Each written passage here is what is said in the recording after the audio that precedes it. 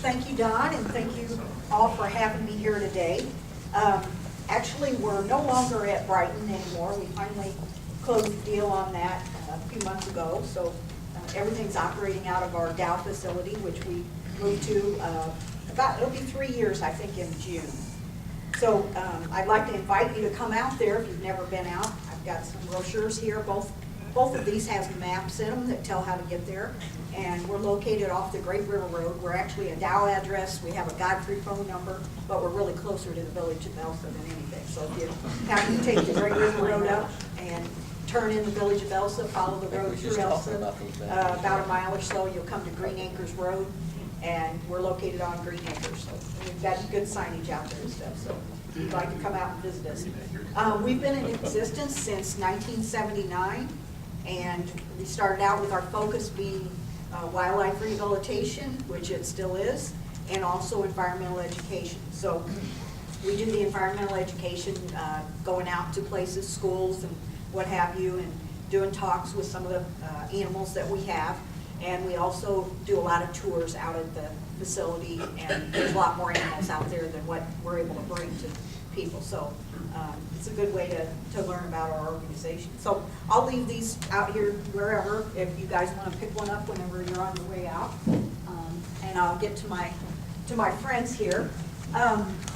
We do have animals out there that we rehabilitate, and we also have ones that are unreleasable that we use for education. So I brought along a couple of those to show you, and hopefully they'll behave themselves and won't make any kind of a mess on the carpeting here. These are both members of the bird of prey family, and they're both actually owls. One of them is a common owl, which this one is. This is pretty much the most common owl that we have anymore in this area. This is a barred owl, and they're called barred owls because they have stripes, bars and stripes on their chest and belly. They live in neighborhoods. They live out in the woods wherever there's mature trees. So if you happen to live in an area where you have a lot of mature trees, that's the kind of habitat they prefer. They like tree cavities to nest in, so kind of rotted out places in trees. And you can also get plans from the Department of Natural Resources about how to build nest boxes that these guys will nest in. So anything that they can get inside of. Sometimes, unfortunately, they think chimneys look like good places to nest, and so that's not a good thing when that happens in the spring and somebody calls and says they have an owl in the fireplace damper. So a good reason to keep your chimneys capped is to keep unwanted critters out of there. Do we have any turkey hunters in the group here? I know a couple. No turkey hunters in the group, okay.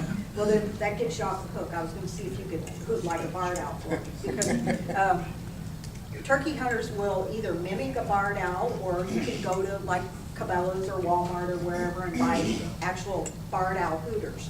And the reason for that being is when a turkey hears a barred owl hoot, they will gobble and give away their location. So a lot of turkey hunters are real adept at hooting like barred owls, which kind of the kind of, or owl that you hear sometimes when you're laying in bed at night. Sounds like they're saying, who cooks for you, who cooks for you all. So, like I said, depending on, no matter where you live, you pretty much have barred owls in your neighborhood. These guys used to just be confined to east of the Mississippi, but in the last 30 or 40 years, they've made their way west, and they're interfering with the nesting and breeding and just living in general for their cousin, the spotted owl, which you probably have read about in past years, that lives in the Pacific Northwest.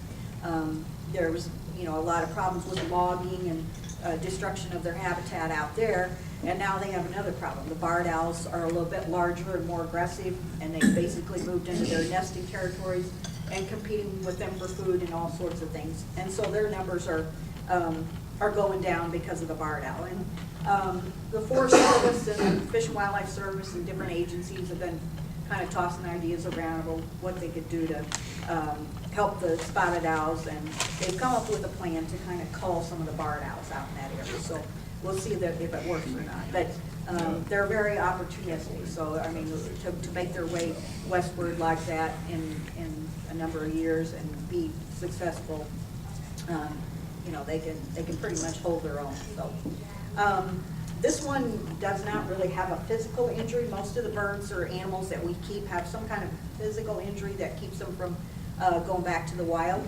This one is kind of more of a mental thing. Welcome to this club. All birds have a period of time that after they open their eyes and start focusing on whoever or whatever is taking care of them, is they imprint on them. And this is something that happens in a really short period of time, but it's something that's absolute and it stays with them for the rest of their life. And maybe some of you have pet birds, or you know people that have pet birds. Sometimes people that have parrots complain they can't go on vacation because nobody can take care of their parrot without being attacked and all that sort of thing. So that's a case where that bird imprinted on a particular person. So anyway, when we get the young birds in, we don't want them to imprint on us. So we have what we call foster parents. And these are adults of the same species. Usually they have a physical injury that keeps them from going back to the wild, maybe part of a wing missing or an eye missing or something like that.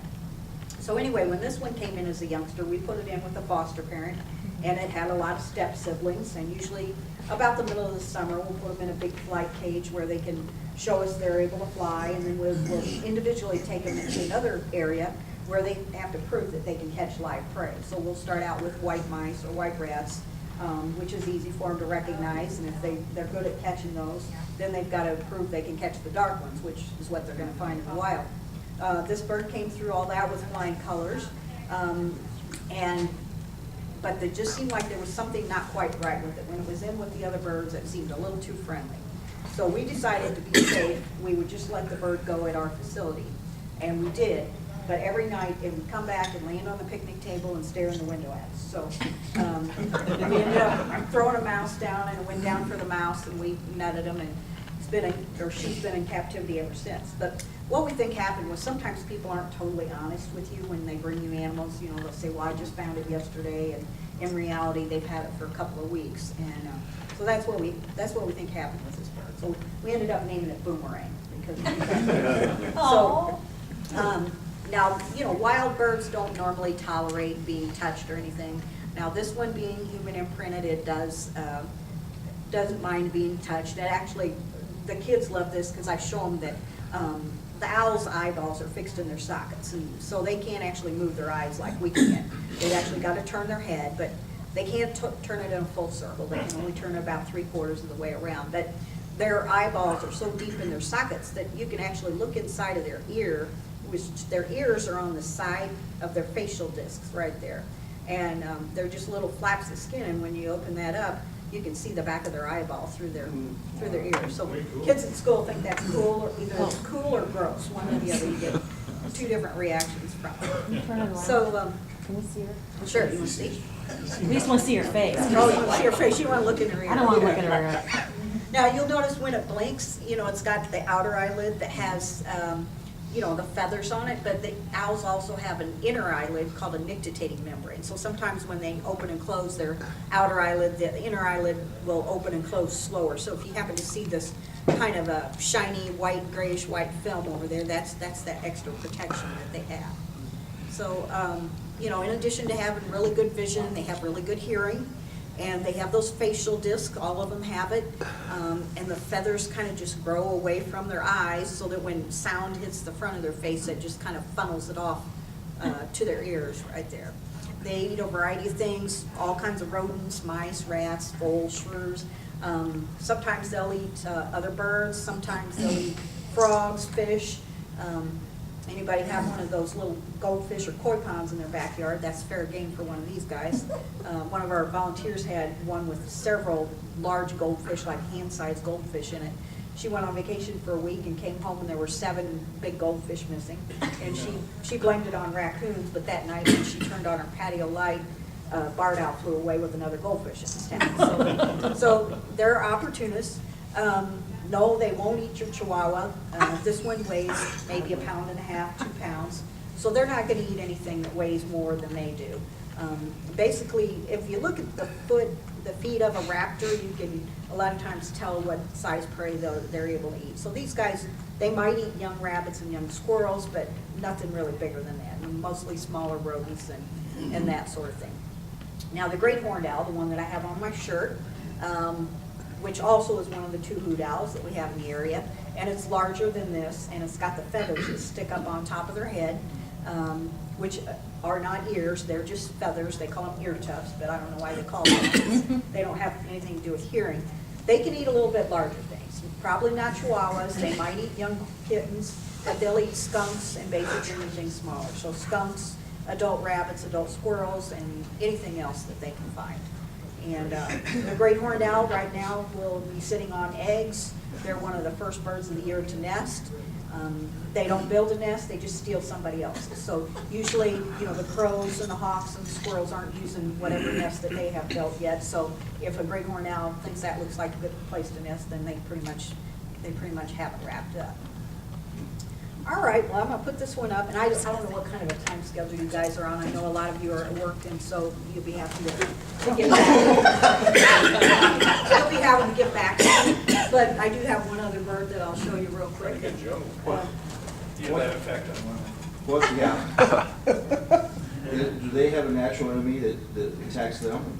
Well, when they're young, pretty much, anything like raccoons or anything that's able to get in their nest, or if they fall out of the nest, they do have a lot of enemies in that way.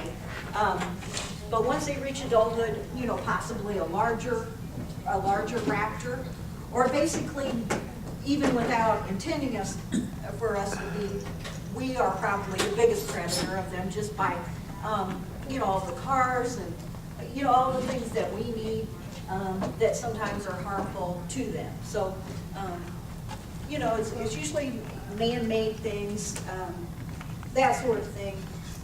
A lot of them get hit by cars, especially owls and hawks.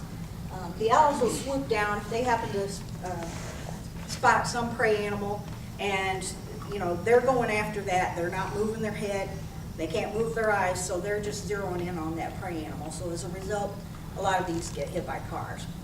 Now this is a barn owl, which these guys used to be a lot more plentiful 100 years ago, but when we had a lot of the old kind of barns, the old wooden barns, when the slats would rot out or the windows would get broken out, they were able to get inside.